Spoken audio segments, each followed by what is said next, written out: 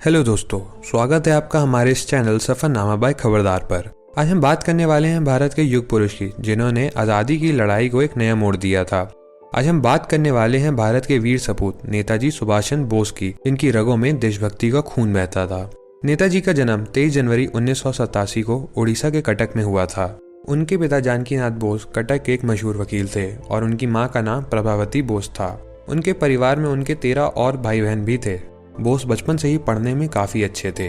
उनकी शुरुआती शिक्षा कटक के रेवेशॉ कॉलेज में हुई थी, जिसके बाद आगे की पढ़ाई के लिए उन्होंने प्रेसिडेंसी कॉलेज में दाखिला लिया था। लेकिन वहाँ छात्र और शिक्षकों के बीच में विवाद हो गया था, जिसमें नेताजी ने छात्रों का नेतृत्व किया था, जिसके बाद उन्हें कॉलेज से निकाल दिया गया था। तब उन्होंने स्कॉटिश चर्च कॉलेज में एडमिशन लिया था और 1918 में अपनी BA की डिग्री पूरी की थी। सुभाष चंद्र बोस देश की सेवा में लगना चाहते थे, लेकिन अपने पिता के कहने पर वो इंडियन सिविल सर्विसेज की तैयारी के लिए साल 1919 में लंदन चले आए।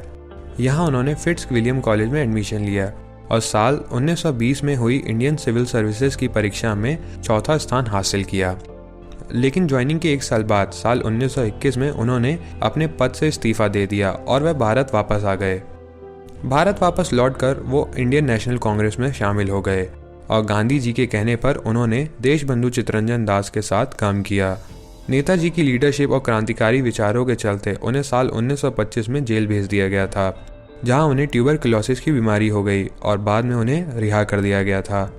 जब 1928 में साइमन कमीशन भारत आया तो इंडियन नेशनल कांग्रेस ने इसका विरोध किया। इस विरोध में नेताजी ने अहम भूमिका निभाई थी। जवाहरलाल नेहरू के साथ मिलकर नेताजी ने पूर्ण स्वराज की मांग उठाई, लेकिन ये मांग पूरी न होने पर 26 जनवरी 1931 को स्वतंत्रता दिवस मनाने की घोषणा की गई। इसके चलते ब्रिटिश सरकार ने उन्हें गिरफ्तार कर जेल भेज दिया। हालांकि बाद में गांधी जी के हस्तक्षेप के बाद उन्हें रिहा कर दिया गया था। इसके बाद दूसरे विश्व युद्ध का फायदा उठाने के लिए नेताजी ने फॉरवर्ड ब्लॉक की स्थापना की और कांग्रेस छोड़ दी थी।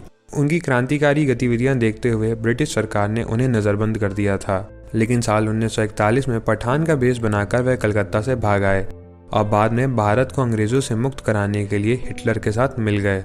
साल 1943 में वह जर्मनी से निकलकर जापान आए और साउथ ईस्ट एशिया में उन्होंने आज़ाद हिंद फौज का पुनर्गठन किया। नेताजी ने इस आर्मी का नेतृत्व किया था और तुम मुझे खून दो, मैं तुम्हें आज़ादी दूंगा का नारा भी दिया था। मात्र 48 वर्ष की उम्र में नेताजी का देहांत हो गया था। कहा जाता है 18 अगस्त 1945 को प्लेन क्रैश में उनका निधन हुआ था। सुभाष चंद्र बोस एक ऐसे शख्स हैं जिन्होंने अपने परिवार के बारे में न सोचकर पहले अपने देश के बारे में सोचा। नेताजी एक ऐसे वीर सैनिक थे जिनको इतिहास हमेशा याद रखेगा। तो ये था सुभाष चंद्र बोस की ज़िंदगी के सफ़र के बारे में।